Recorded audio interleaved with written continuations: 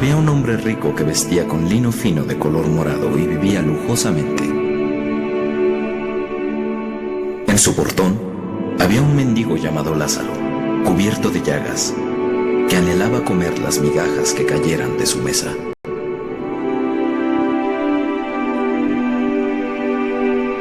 Incluso los perros venían y lamían sus llagas. La hora había llegado para que ambos hombres murieran.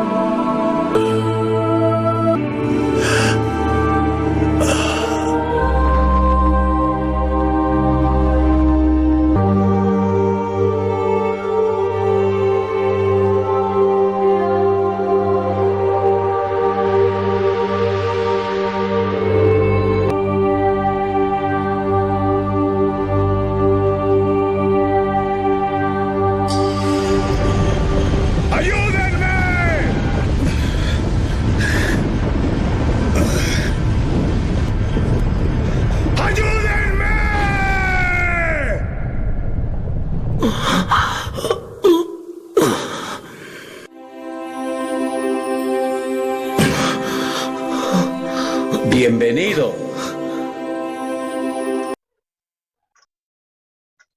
¿Al paraíso? Sí, Lázaro. ¡El paraíso!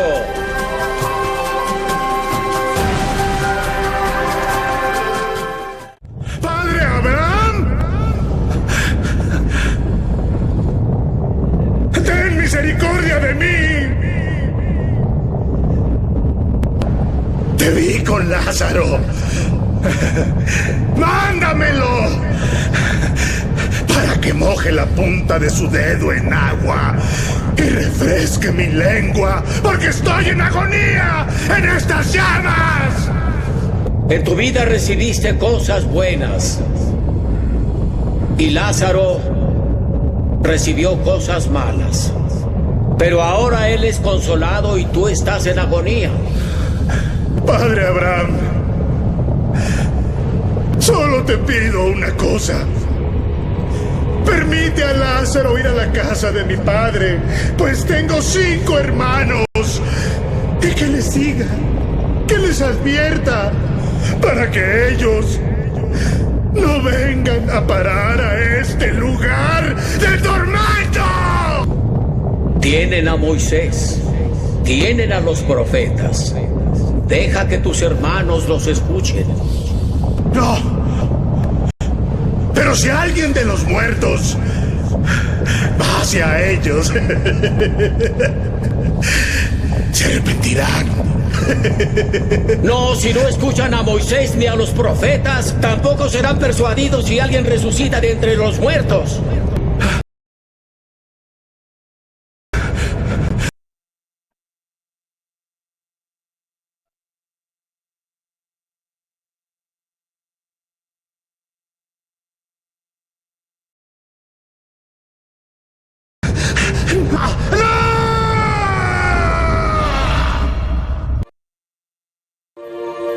Ven al lugar que tu padre te ha preparado. Está la parábola del rico y Lázaro, una parábola que, bueno, ha dado mucho que hablar.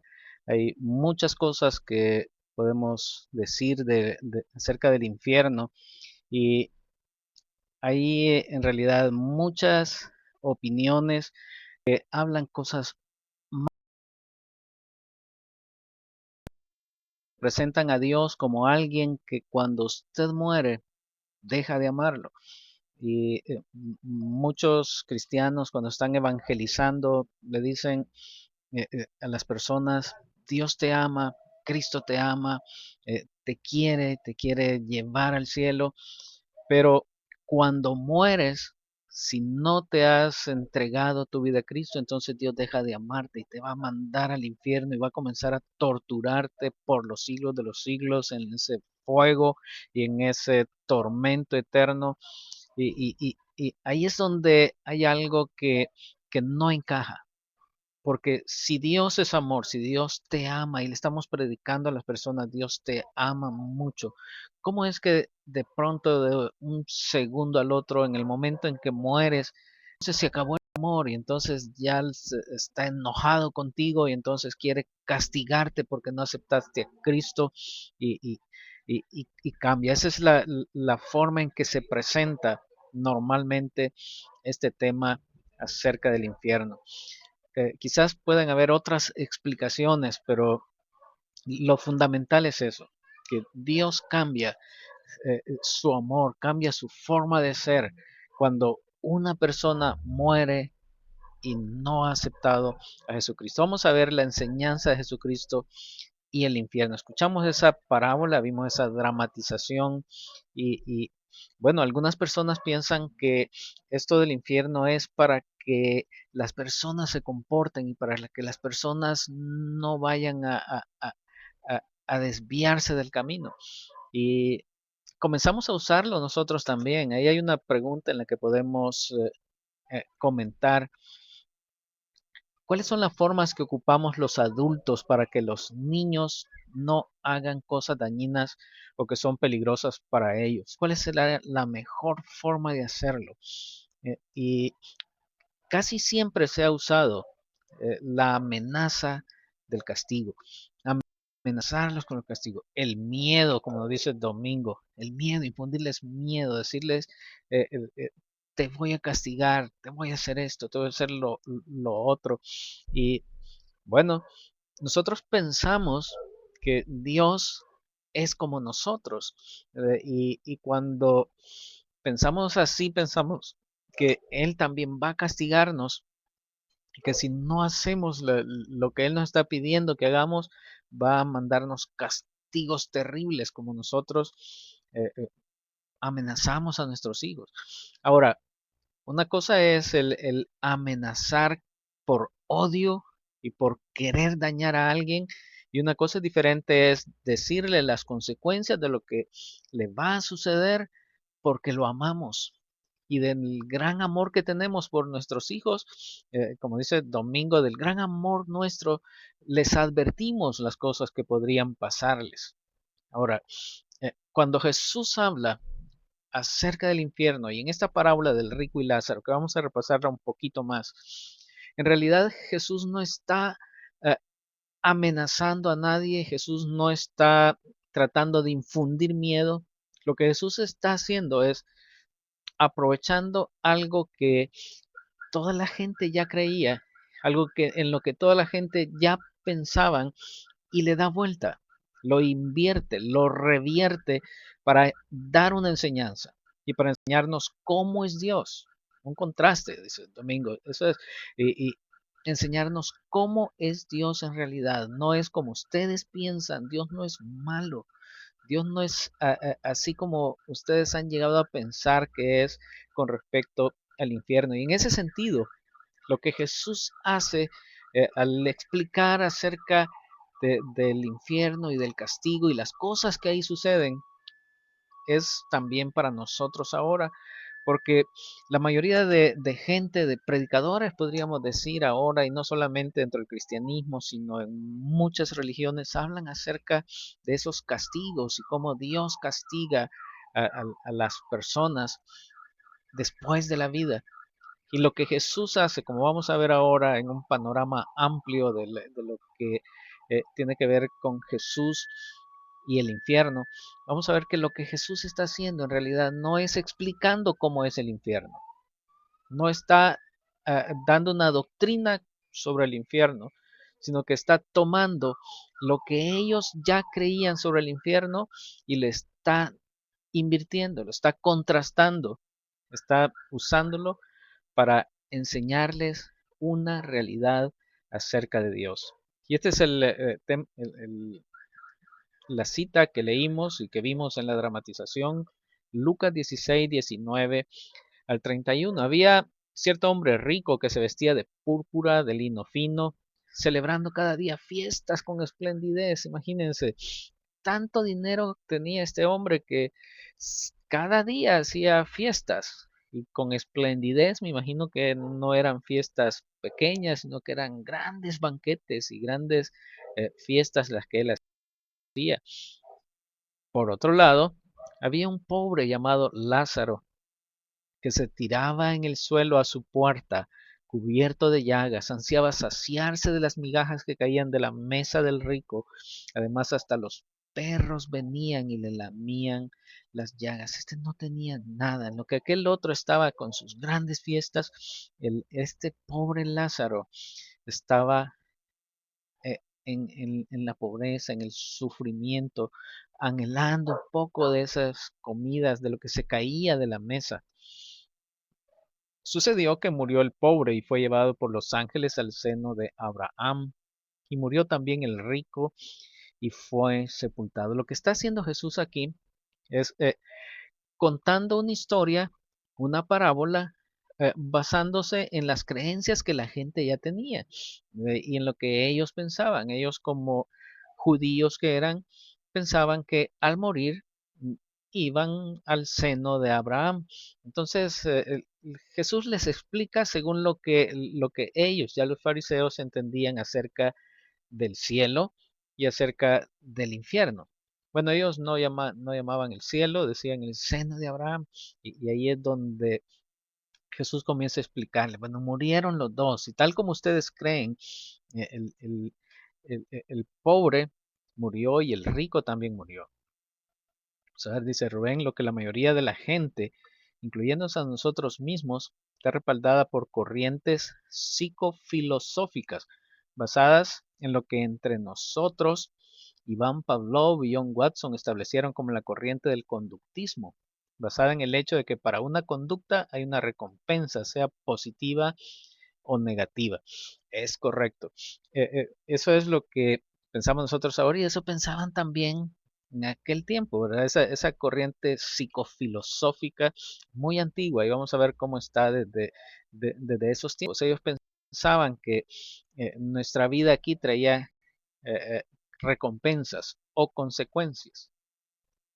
Dice, en el Hades, la región de los muertos, el rico alzó sus ojos estando en tormentos y vio a Abraham a lo lejos y a Lázaro en su seno, y gritando dijo, Padre Abraham, ten misericordia de mí, envía a Lázaro para que moje la punta de su dedo en agua y refresque mi lengua, pues estoy en agonía en esta llama.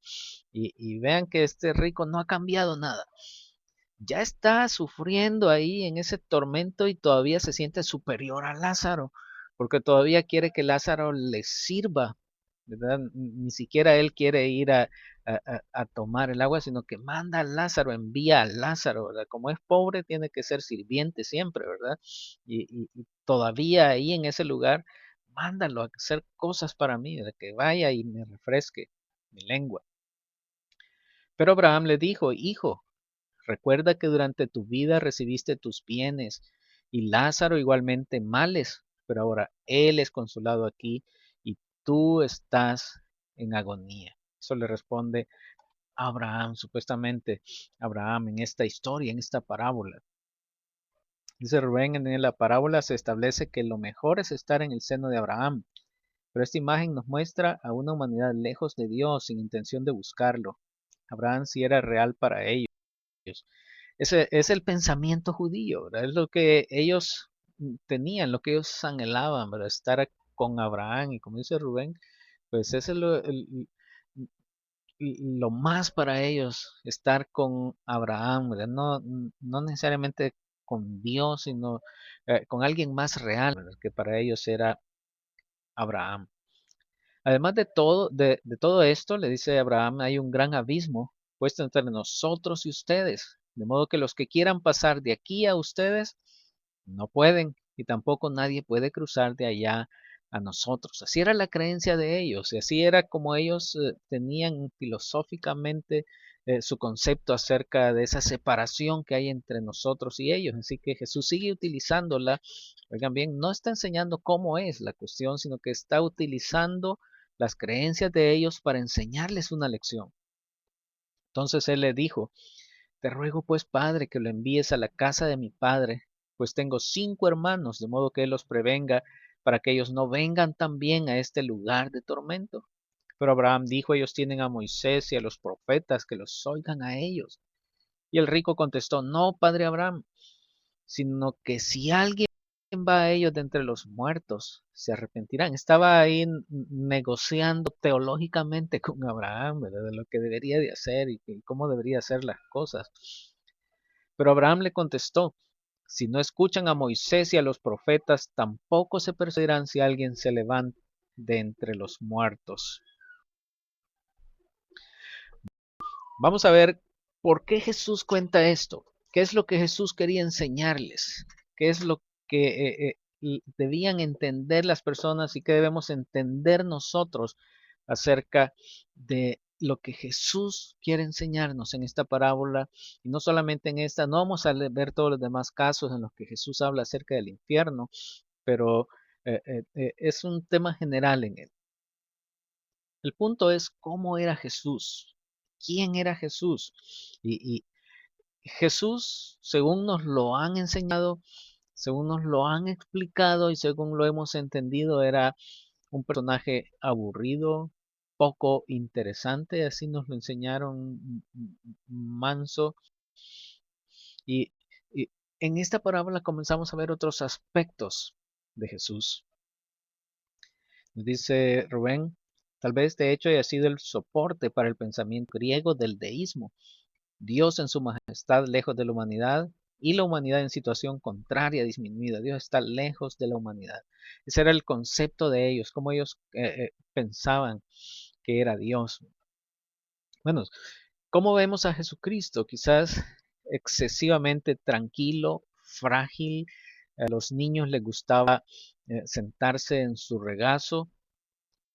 Siempre vestía túnicas de colores pastel, no sé si lo han notado en las figuras que hacen de él, nunca le hacen colores vivos, siempre son colores pastel, nunca sucias, siempre recién planchado.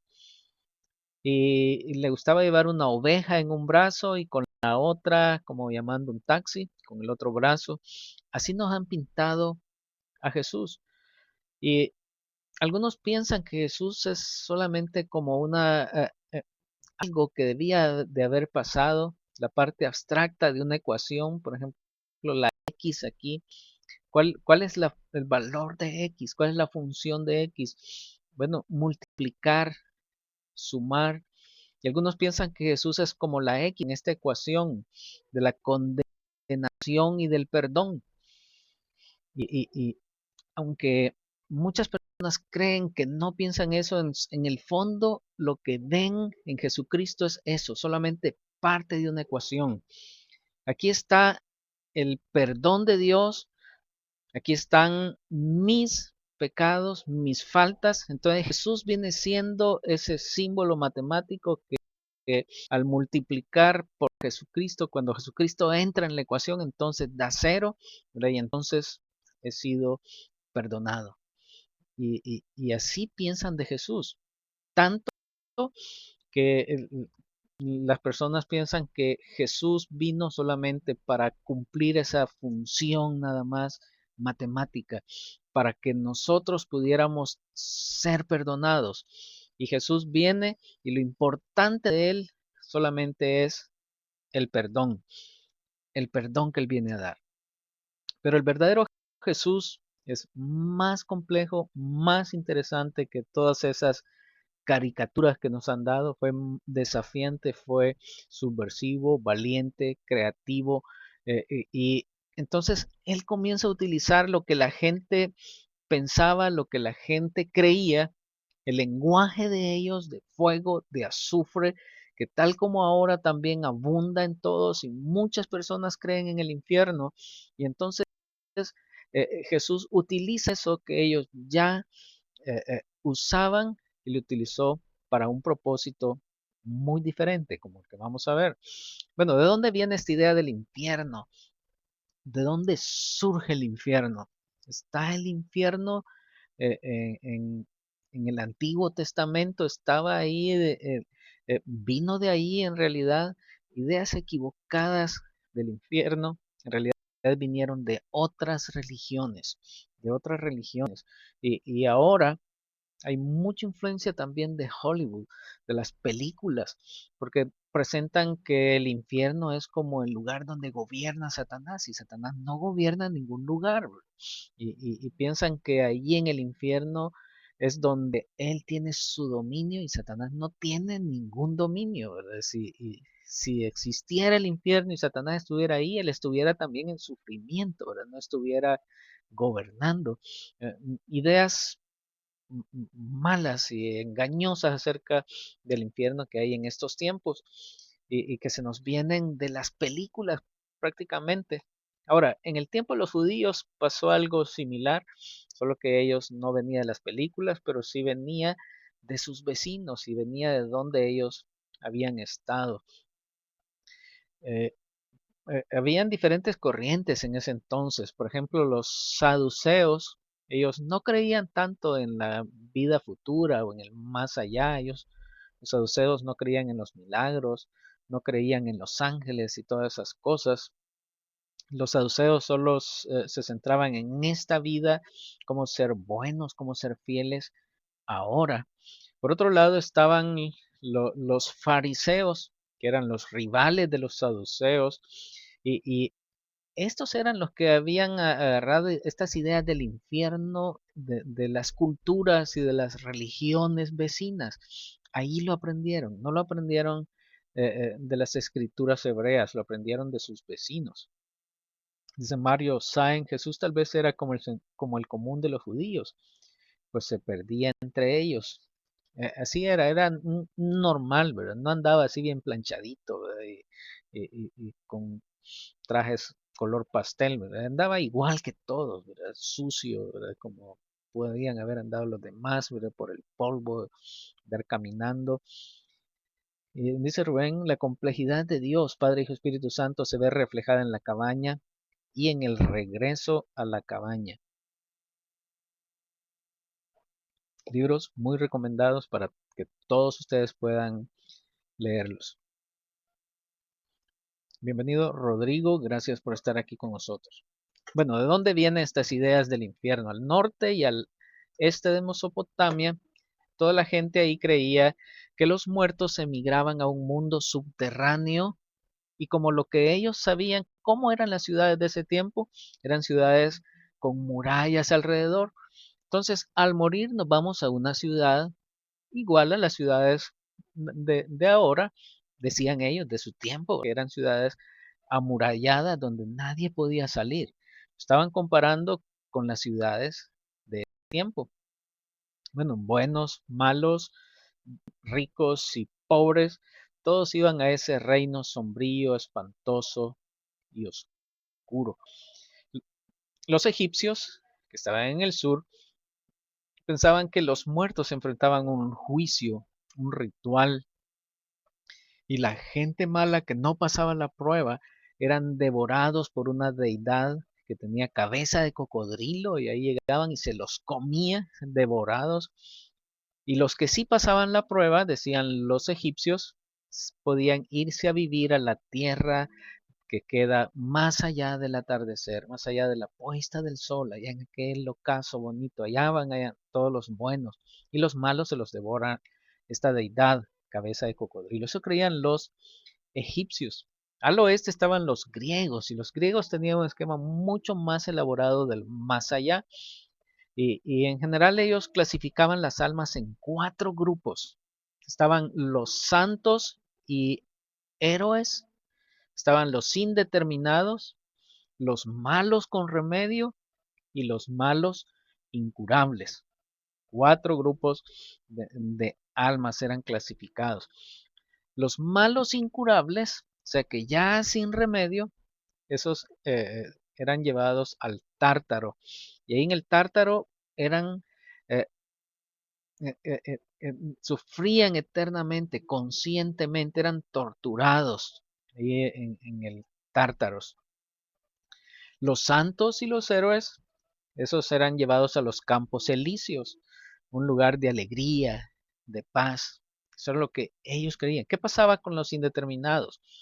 Los indeterminados los enviaban de nuevo a la tierra, venían de nuevo y volvían a vivir. reencarnaban para al morir volverles a hacer la prueba, a ver si eran héroes, si eran buenos, y si podían mandarlos a los campos elíseos, o de nuevo tenían que mandarlos al Tártaro, o si no volvían a caber en ninguno de los dos grupos, ni los que no tienen ya remedio, ni los que pueden remediarse, entonces los volvían a mandar a la tierra hasta que pudieran caber en uno de esos dos grupos y poder decidir si enviarlos al Tártaros o enviarlos a los campos elíseos. Después están los zoroastrianos, estaban al oeste de los judíos, y el zoroastrismo, en ellos las almas de los que mueren al momento de morir son juzgadas por los ángeles Rasnu y Mitra. Eso es lo que ellos creían. Los dignos eran bien recibidos en la versión de los cielos de Zoroastro, y los indignos eran desterrados al reino de la figura satánica Ahriman. Es el infierno que ellos mencionaban, y ahí sí era esta figura satánica, es la que gobernaba ahí en ese lugar. Bueno, todo esto estaban rodeados ahí los judíos. Y muchos judíos habían sido exiliados, como ustedes recordarán, del imperio persa en el siglo VI antes de Cristo. Y después de regresar, los persas continuaron gobernando a los judíos durante 150 años. Después que ellos reconstruyeron Jerusalén, los persas siguieron gobernando a los judíos. Después, los griegos entraron y conquistaron y comenzaron a gobernarlos también a todos los israelitas. Y los griegos trataron también de imponerles su cultura, de imponerles su religión. Entonces no es de sorprender que muchos judíos adoptaron una mezcla de ideas de los persas y de los griegos, todas estas ideas que ya explicamos acerca de lo que estas religiones paganas pensaban sobre el más allá. Pues los judíos hicieron una mezcolanza de todo esto y era lo que creían ellos acerca del más allá. Entonces ellos comenzaron a hacerse esas ideas de que algunos iban a ser recompensados después de morir y otros iban a ser castigados. ¿De dónde venía esa idea? De las religiones paganas. De ahí venía esta idea. Y eh, también comenzaron ellos a definir y a decir quiénes iban a ir a recibir su recompensa en el seno de Abraham, y quiénes iban a ir a ser atormentados ahí en ese lugar del reino satánico. Y ellos decían, los podemos identificar. ¿Quiénes? Los que conocían la religión judía, los que observaban las leyes y los reglamentos judíos, pues ellos van a ir a su recompensa. Y los que eran respetados socialmente, los que tenían prosperidad económica, porque tener prosperidad económica para ellos es reflejo de tener la bendición de Dios. Muchos piensan ahora también así. Los que tienen sanidad en su cuerpo, ¿por qué están sanos? Porque Dios los quiere, ¿verdad? Y si están sanos es porque si Dios los quiere, entonces al final de su vida los va a seguir recompensando. Y los que tienen signos de tener una vida justa hoy serían recompensados después de la muerte. Eso es lo que pensaban los judíos. Y no es de extrañar que muchos todavía piensan eso, ¿verdad? Si a alguien se le ven esas señales, esos símbolos de prosperidad, quiere decir que ha recibido la bendición de Dios y por lo tanto van para el cielo. Dice Rubén, para nuestros antepasados mexicas, al morir se transitaba por 13 mundos subterráneos hasta alcanzar el cielo, y para poder llegar se necesitaba del apoyo de los familiares vivos. Por eso se acostumbran las ofrendas de la fiesta de los muertos en noviembre y la convivencia en los panteones mexicanos. Junto con las otras ideas, el poeta italiano Dante Alighieri tuvo tanto éxito con su poema La Divina Comedia, que dio continuidad a la creencia de un purgatorio, un infierno y un paraíso. Gracias, Rubén, por contarnos acerca de lo que creían los mexicas bueno, es algo difundido en todo el mundo, ¿verdad? En todas las naciones, creencias en el más allá. Y como lo menciona Rubén, la Divina Comedia casi es la base eh, de todas las creencias del infierno, de la que la mayoría de personas piensan de cómo es el infierno, en realidad viene de ahí, de Dante Alighieri, en la Divina Comedia. Esto es de nuestras creencias modernas. Yo no creo que ya estaban muchas cosas de esas en esos tiempos y ya los judíos las creían. Bueno, los que tenían esas señas, ecamente prósperos, sanos físicamente, respetados socialmente, van a ser recompensados. Ahora, los que van de camino al infierno, también ellos los identificaban fácilmente. ¿Quiénes son los que van para el infierno? Los que no conocen la religión judía, los que no cumplen las leyes religiosas, los que son sospechosos socialmente, los pobres, porque si son pobres es que Dios no los bendice, pensaban ellos, y si son pobres y Dios no los bendice, pues seguramente van para el infierno. Los enfermos, físicamente enfermos, si Dios no los ha sanado es porque no los quiere, y si Dios no los ha sanado es porque algún pecado tienen, y si tienen un pecado quiere decir que van para el infierno. Los discapacitados también, si nacieron discapacitados es porque están pagando algún pecado y van para el infierno entonces. Así que serían castigados en el más allá. Estas eran las creencias de los judíos, lo que ellos pensaban acerca de la vida futura. Ahora viene Jesús y Jesús enseña que sí, hay un más allá, hay una vida futura, hay vida después de la vida. Y la muerte no es el final, sigue nuestra existencia. Pero Jesús comenzó a, a tomar las creencias que la gente tenía sobre el más allá y le dio vuelta, la invirtió y él comenzó a explicar cómo es Dios en sus enseñanzas. ¿Quién dijo Jesús que iban al infierno? ¿Quiénes van al infierno? Les enseñó Jesús, tanto en esta parábola que leímos del rico y Lázaro, como en todas sus demás enseñanzas. Los ricos y los exitosos, los que vivían en casas de lujo, los que pasaban por encima de sus vecinos indigentes que dormían en las cunetas enfrente de sus puertas. Eso es lo que dice esta parábola. Ellos creían que quienes iban para el cielo eran los ricos, los exitosos, porque si Dios lo bendijo tanto en esta vida, pues no, claro, lo va a seguir bendiciendo. Ahora viene Jesús y les enseña lo contrario y le da vuelta y le dice, no, señores, no es así. Si alguien va al infierno son los ricos, los prósperos, ellos. Dice Rubén, tal vez esta idea dio pie a la doctrina de Calvino de la predestinación. Claro, está amarrado todo eso, todas estas ideas. Jesús viene a enseñar lo contrario y les dice, ¿quiénes van al infierno? ¿Quiénes van a ir al infierno? Los orgullosos que juzgan, que insultan, que excluyen a los demás, los que acusan a otros. Si ustedes acusan a otros, ustedes van a ir al infierno. Los hipócritas, los que cuelan el mosquito, pero se tragan el camello, ellos van a ir al infierno. Y a quienes la élite religiosa condenaba, Jesús lo invirtió. Y él dijo, aquellos a quienes ustedes condenan, aquellos a quienes ustedes dicen que van para el infierno, en realidad van para el cielo. ¿Quiénes van a ir al cielo? Dijo Jesús. Los mismos que la élite religiosa despreciaba, desprestigiaba, evitaba, excluía y condenaba. Ellos. Jesús dijo en sus enseñanzas, cuando leemos los evangelios, que las puertas del cielo se abren de par en par para los pobres, para los indigentes, para los que no reciben bendiciones en esta vida.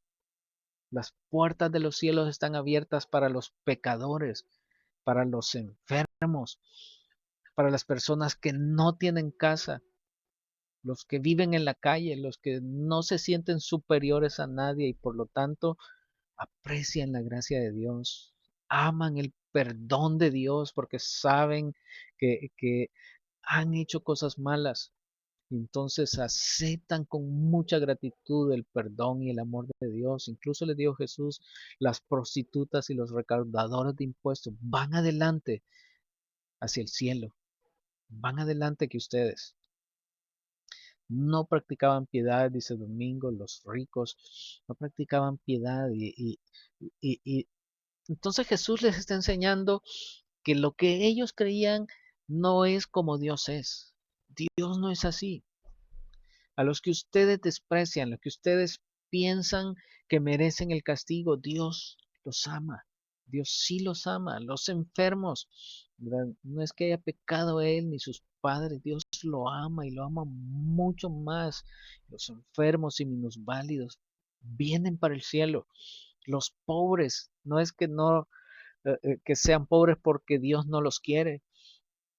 En esta parábola del rico y Lázaro vemos como Abraham le dice, tú recibiste cosas buenas en la vida y solo malas, ahora él va a recibir cosas buenas. Jesús estaba invirtiendo lo que ellos pensaban de cómo era Dios. Imagínense cómo habrán sentido esas multitudes cuando Jesús les cuenta esta parábola. Pónganse ahí ustedes. No se pongan en este tiempo. Traten de trasladarse allá el tiempo cuando Jesús estaba contando esta parábola y usted con esa idea y con esa comprensión del cielo y del infierno, y viene Jesús y le dice todo lo contrario. Aquellos que ustedes piensan que van para el cielo, en realidad van para el infierno. Y los que ustedes piensan que van para el infierno, en realidad Dios los ama tanto y los quiere y van para el cielo. Y se sorprendieron las multitudes y mucho más se sorprendieron las élites religiosas. Pueblo maltratado por sus líderes, como dice Domingo Quilems, se sorprendieron, eran maltratados por sus líderes y Jesús les dice, no, ustedes los pecadores, las prostitutas, los recaudadores de impuestos van para el cielo.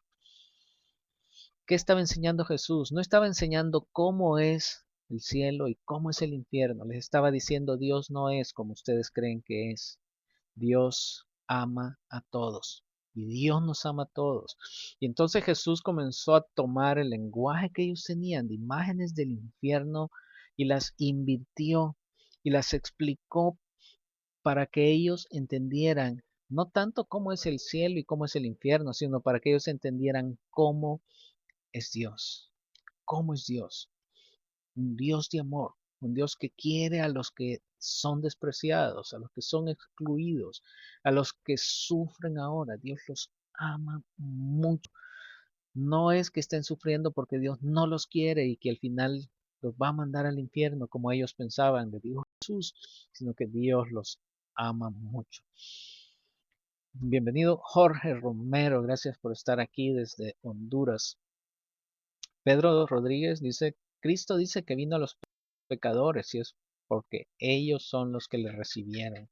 Eso es lo que él explica. Los ricos sienten que lo tienen todo, no necesitan nada, entonces no aman el regalo de Dios porque piensan que lo que tienen aquí es suficiente. Los pobres, como no tienen nada, ¿verdad?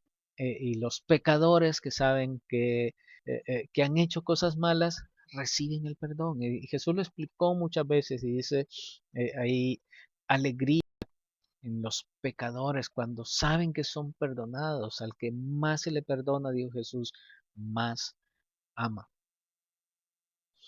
Dios no castiga, dice Rubén, con un infierno o premia con un cielo, sino que está mostrando su amor inmenso para sus hijos amados. Gracias, Rubén. Ahí está el resumen de lo que estamos diciendo. No son premios y castigos, no es cielo o infierno, sino que Dios los ama a todos, Dios los quiere a todos. Y cuando Jesús habla del infierno y de algunos que se quedan en el infierno, lo que él está hablando es que el gran amor de Dios permite que el que no quiera entrar en esa relación de amor entre Padre, Hijo y Espíritu Santo no es obligado y puede quedarse afuera y en su gran amor quedan ahí afuera y comienzan a sufrir y comienzan a tener ese sentimiento de calor, de llamas, de enojo como un niño caprichoso está enojado porque no hicieron lo que él quería o no le compraron el juguete que quería y comienza a hacer berrinche y se enoja y comienza a ponerse hasta colorado, ¿verdad? Ese es el infierno. Eso es el infierno. Las personas que no aceptan el amor y comienzan a sufrir por su parte.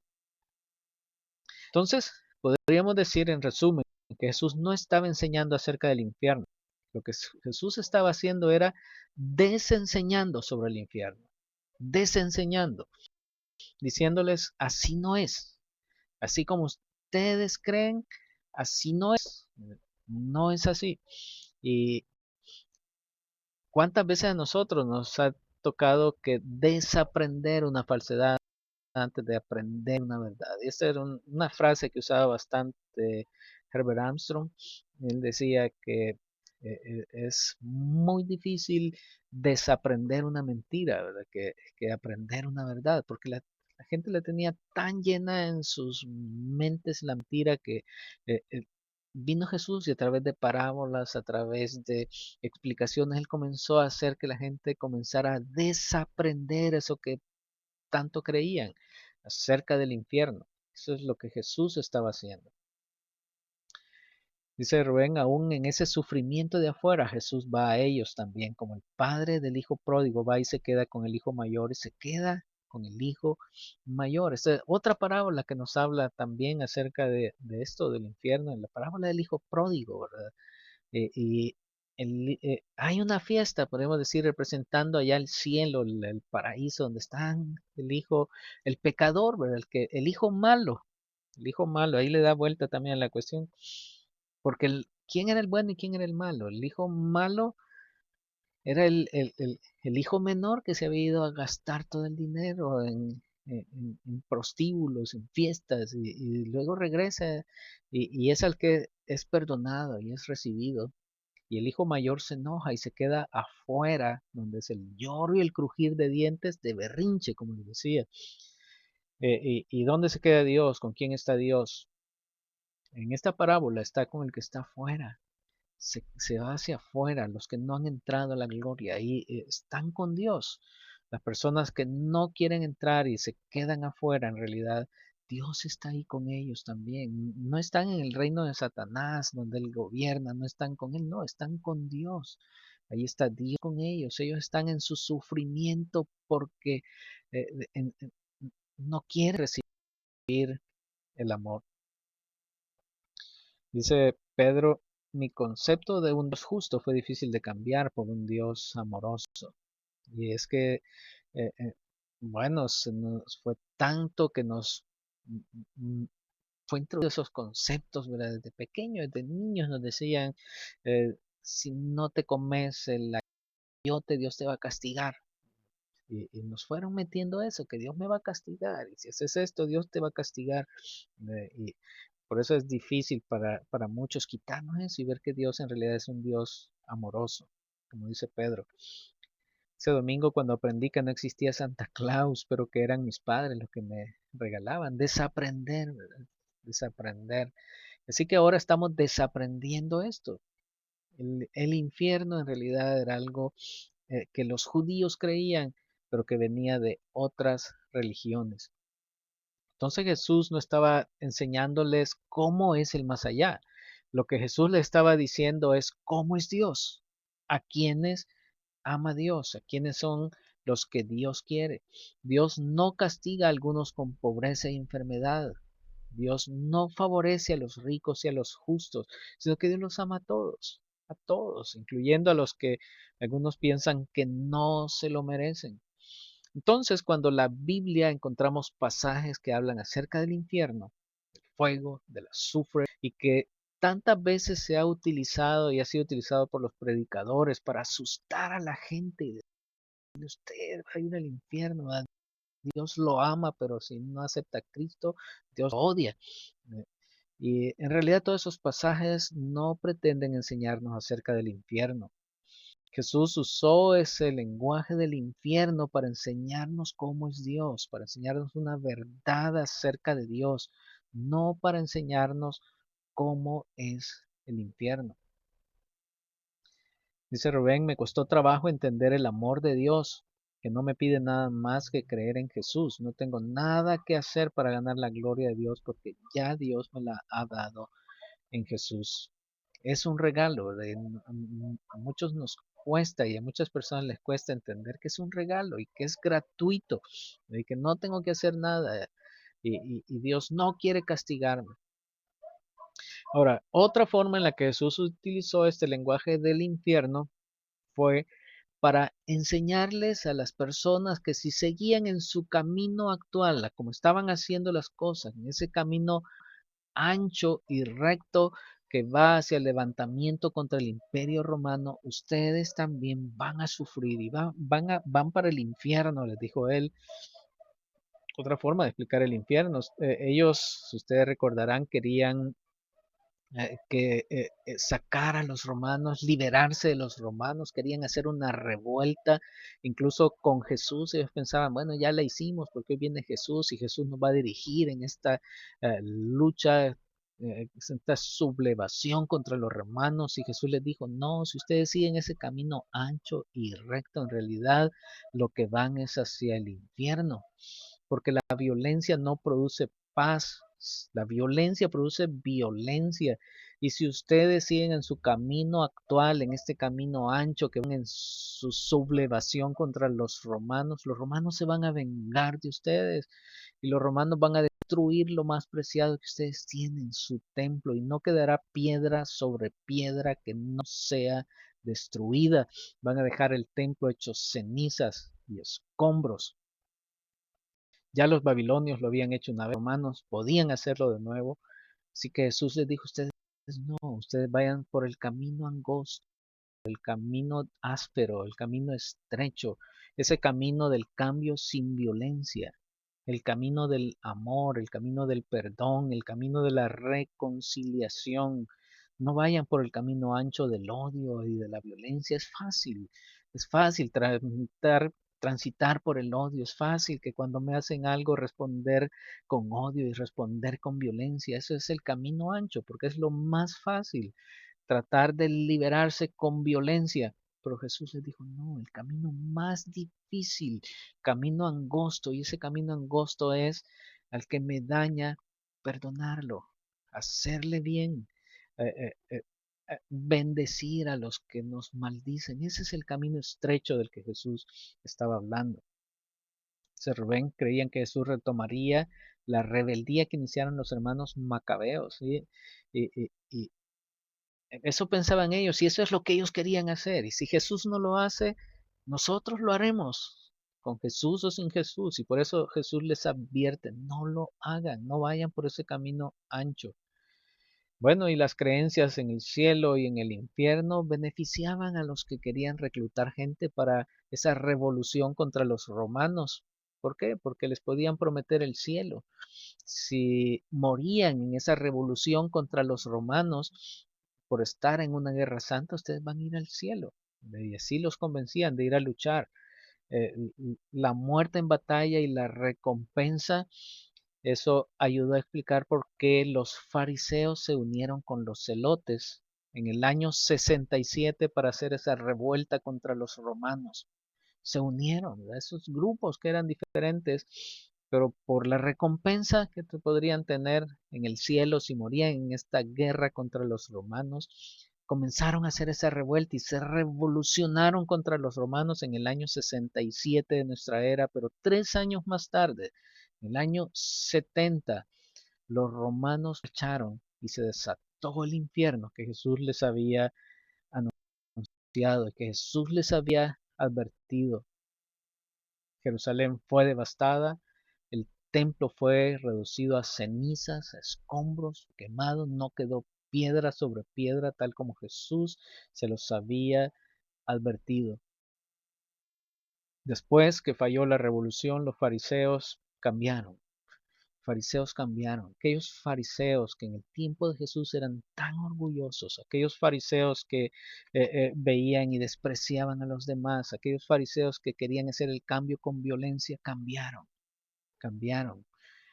Y entonces comenzaron a desarrollar el camino del judaísmo rabínico que llega hasta el día de hoy. Ahora son diferentes, Usted hable con ellos ahora y son muy diferentes de como eran en el tiempo de Jesús. Aprendieron la lección. Aprendieron que la violencia en realidad lo que los llevó a más violencia y a más destrucción. Y lo que Jesús había dicho se cumplió. Dice Rubén, esos mismos pensamientos están con nuestros hermanos musulmanes que mueren por sus creencias en la yihad. Así es, por amor a la recompensa muchos van a la guerra. Los fariseos, los judíos cambiaron.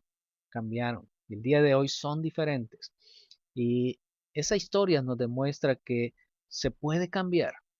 Y así como ellos cambiaron, y así como nuestra propia iglesia, nuestra denominación cambió, los individuos también pueden cambiar. No podemos decir y ver a alguien y decir, no, este no puede cambiar, este no puede aprender, este no puede crecer. No, puede hacerse, puede hacerse. Podemos cambiar. Y este cambio que se está impulsando, este cambio que comienza cuando Jesús envía a los discípulos a predicar, es algo que creemos y que tenemos fe que puede llegar a cubrir el mundo entero. Ahora, ese entonces es el propósito del lenguaje de fuego y azufre de Jesús cuando él habla del infierno. El propósito de él no era predecir la destrucción del universo o eh, un lugar donde quede fijado para siempre esa diferencia, estar adentro o afuera, esa diferencia nosotros y ellos, esa diferencia los buenos y los malos para siempre. El propósito de Jesús era advertirles a la gente, hacerlos despertar de su camino actual, que no siguieran con ese camino en el que iban, desafiarlos a cambiar. ¿Cómo desafiarlos a cambiar? Jesús utilizó el lenguaje, las imágenes más fuertes de lo que ellos creían en ese momento. Y lo que ellos creían, lo más fuerte que ellos creían era en el infierno. Así que él utiliza eso y usando el mismo lenguaje de ellos, del infierno, los invita a cambiar, a cambiar. Y recordamos también la historia de Jonás. En la historia de Jonás vemos que la intención de Dios al advertirles no era destruirlos. Cuando advertir a Nínive no era con la intención de que Dios iba a destruir a Nínive. Advertirlos era con la intención de salvarlos, con la intención que cambiaran. Y cuando Jesús les habla a las personas entonces acerca del infierno, es con la intención que cambien. No es con la intención de que Dios los va a mandar al infierno y que eso es lo que Él quiere. No, lo que Dios quiere es que cambien, que vengan a Él, que comiencen a vivir en amor unos con otros y con Padre, Hijo y Espíritu Santo. Ese era el propósito de la predicación de Jonás. Ahora, la última palabra, ¿quién la tiene? No la tiene el gran pez, no la tiene el fuego ni el azufre. La última palabra la tiene el amor de Dios. ¿Qué pasó en el caso de Jonás? ¿Qué pasó cuando fue Jonás y finalmente, obligado, fue a predicar a Nínive? Se cumplió el propósito. Los ninivitas se arrepintieron. Se arrepintieron. ¿Y qué hizo Dios? ¿Los castigó? No, lo que Dios quería no era castigarlos, advertirlos para que cambiaran. Lo mismo sucede ahora. Cuando Jesús advierte acerca del infierno, no es porque el infierno sea real, sino es para que las personas cambien, para que las personas se reconcilien y vengan a Dios. Lamentablemente, muchas religiones y muchos predicadores ahora todavía usan las imágenes del infierno de la forma en que Jesús revirtió, de la forma en que Él lo cambió y todavía ellos siguen con lo mismo de aquellos tiempos. Y al igual que Jonás, muchos parecen decepcionados si nosotros les decimos que Dios los ama y que Dios va a perdonar a todas esas personas y que el amor en realidad es el que al final gana. Muchos predicadores se decepcionan y dicen, no, no puede ser, si es que Dios los tiene que castigar y si Dios los quiere, Dios los tiene que mandar al infierno por infieles. Como Jonás, Jonás se decepcionó cuando Dios no los castigó y cuando nosotros decimos el amor gana y al final no van para el infierno, al final Dios los perdona y al final Dios los recibe y ellos cambian. Muchos se decepcionan. Pero cuando reexaminamos entonces estas enseñanzas de Jesús, digamos una comprensión más de por qué Jesús está hablando de esto, entonces comenzamos a ver de forma diferente a Dios, la vida y qué significa estar vivos. ¿Qué del libro de Apocalipsis? Igual que el caso de Jonás, igual que el caso de Jonás, una advertencia no con la intención de castigar, una advertencia con la intención de que las personas cambien, con la intención que se arrepientan, como cuando un padre le dice al hijo, bueno, si haces esto, te voy a castigar y te voy a pegar, te voy a hacer lo otro. Lo hace con la intención de castigarlo o con la intención de que cambie. Lo hace para que cambie, para que comience a comportarse bien y para que comience a vivir en una relación de familia y comience a cumplir reglas de la familia. No es para castigarlo, no es con la intención de castigarlo, sino con la intención de reconciliarlo, que cambie. Eso es lo que hace el Apocalipsis. Aunque muchas de las cosas de esas del Apocalipsis, como ya les conté, se cumplieron allá en el año 70, muchas de esas advertencias, pero todavía siguen siendo válidas esas advertencias hoy. Dice Rubén, el amor es mucho más grande que el universo entero. ¿Cómo responden ustedes a esta explicación de la parábola del hombre rico y Lázaro? Yo sé que es una explicación diferente a como pudieron haberlo ustedes escuchado antes y como quizás en otras ocasiones eh, se había explicado, pero ¿qué creen?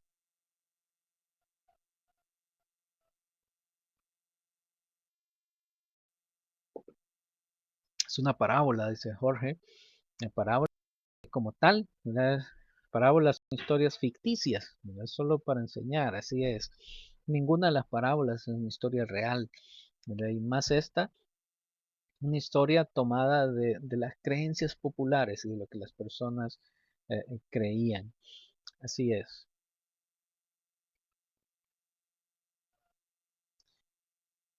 ¿Qué pensamiento de lo que ahora vimos lo intrigó? ¿Qué es lo que más lo preocupó, lo turbó, lo desafió, lo animó, le advirtió, le ayudó, le sorprendió? Cualquiera de estas cosas, palabritas, verbos que pueden habernos pasado con este estudio.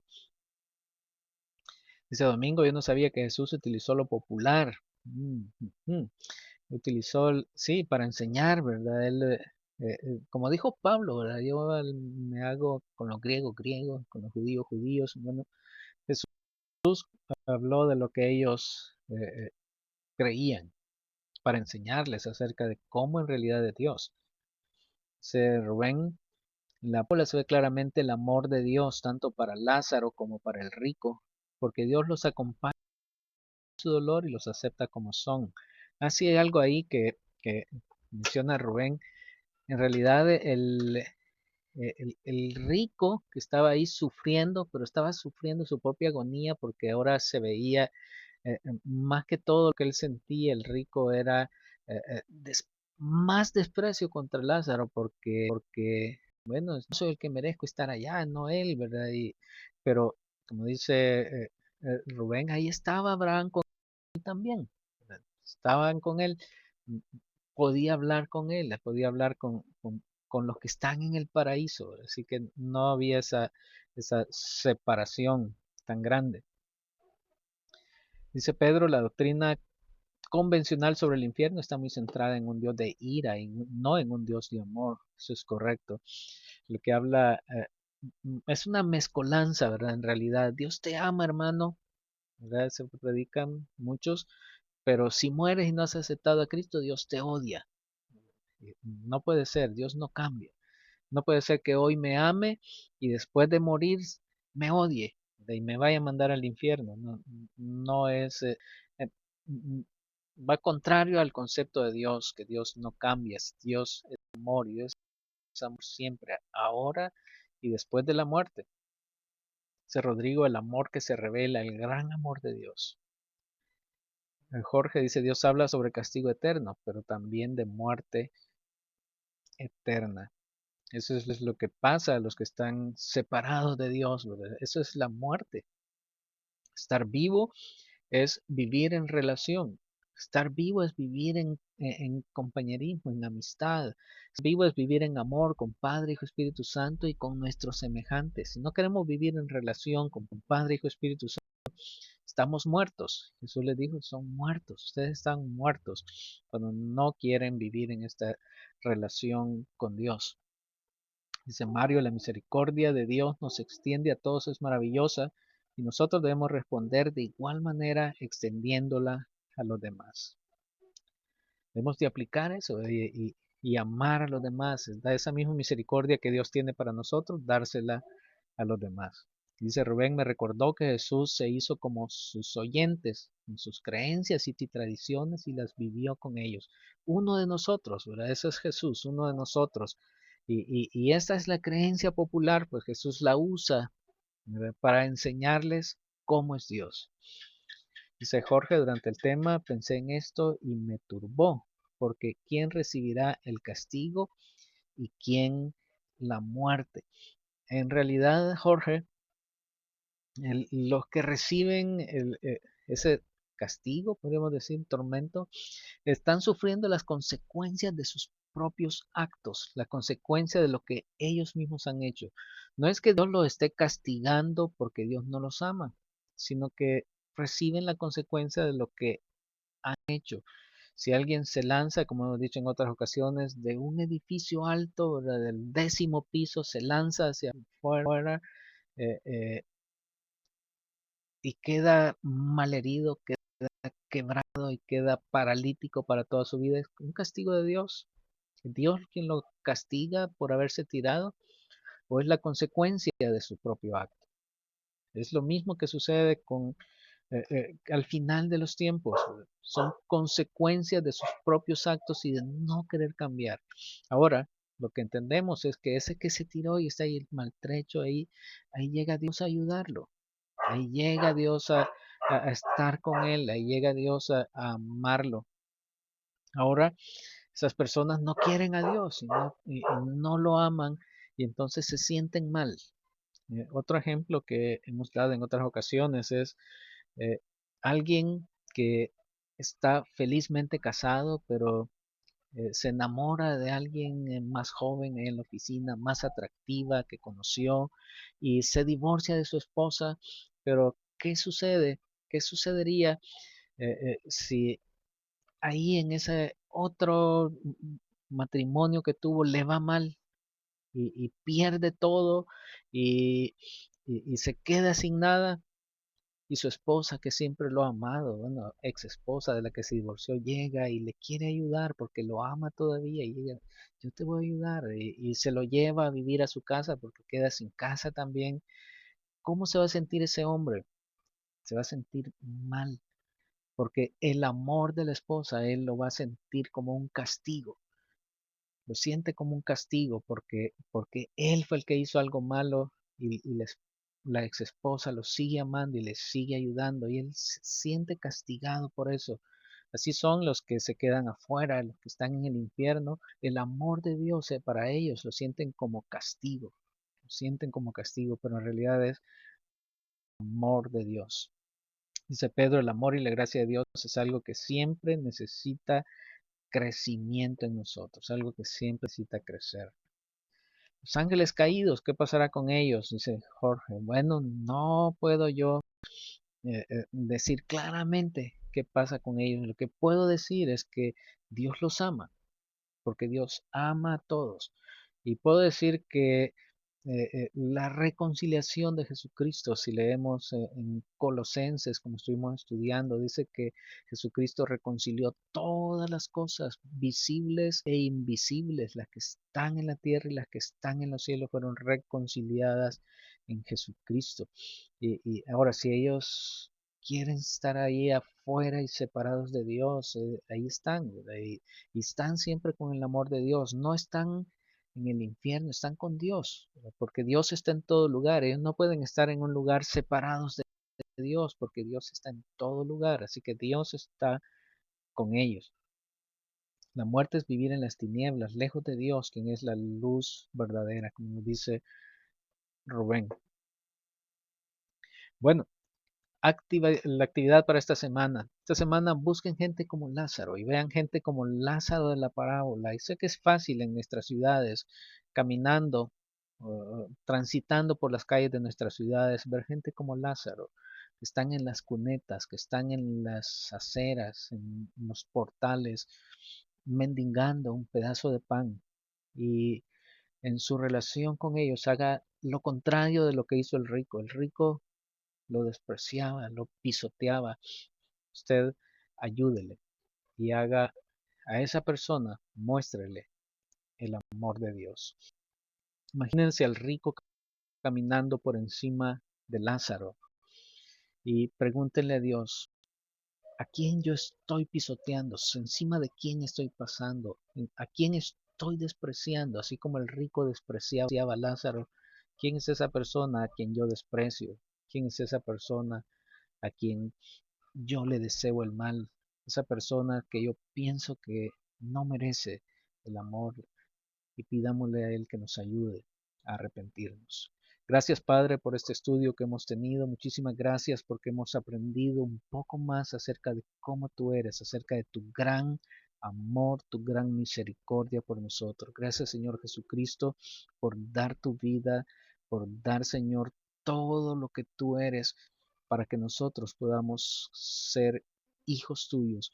Gracias porque tú te convertiste en hijo del hombre para que nosotros podamos ser hijos de Dios. Muchísimas gracias por incluirnos en tu relación con el Padre y con el Espíritu.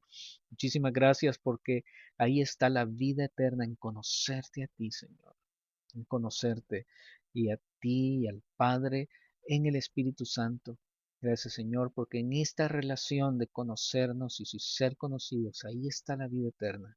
Muchísimas gracias porque nosotros hemos comenzado desde ya esa vida eterna y ya, Señor, estamos viviendo en esos lugares celestiales. Gracias porque no tenemos que esperar hasta el futuro para recibir la salvación, sino que tú ya nos la has dado. Muchísimas gracias, Señor, porque sabemos que nuestro futuro está asegurado, porque sabemos que al final el amor gana y al final, Señor, muchos y muchos regresarán a ti y volverán a ti, y entonces, Señor, habrá un solo redil, un solo pastor, y aquellos que ahora andan fuera, Señor, volverán y vendrán a ser parte del mismo rebaño. Muchísimas gracias, Señor, porque sabemos que eres un Dios de amor, un Dios que no cambia, un Dios que sigues amándonos y sigues amando, Señor, a todos, a los buenos, a los malos, lo que nosotros consideramos que merecen castigo. Gracias, Señor, porque tú los sigues amando y ayúdanos a verlos nosotros también así, como personas a quienes tú amas, como tus hijos amados, como tus hijos y nuestros hermanos, Señor, a quienes debemos apoyar y a quienes debemos ver y decir, son como ovejas sin pastor. Por eso andan en lo que andan, por eso todavía están en ese sufrimiento, por eso todavía siguen en su pecado, y tener misericordia de ellos, como tú, Señor Jesucristo, las tuviste al ver a las multitudes y verlos como ovejas sin pastor, pero que al venir, Señor, a ti, ellos podrán sentir tu amor y reconciliarte. Gracias, Señor, porque hemos aprendido no como es el infierno, como es el cielo, sino que hemos aprendido que tú nos amas a todos y que tú amas mucho a aquellos que nosotros podríamos pensar que no lo merecen, pero que también, Señor, están dentro de tu amor. Muchísimas gracias, Señor, porque no nos has abandonado y estás con nosotros. Muchísimas gracias por estar con nosotros en nuestros problemas, en nuestras dificultades y por no abandonarnos nunca. Ayúdanos, Señor, a seguir conociéndote más y a seguir creciendo en este conocimiento que tenemos sobre ti y que nuestro amor también crezca para ti y para nuestro prójimo. En el nombre de Jesús te pedimos todo esto, te lo agradecemos y te damos todo el honor y todo el poder y toda la gloria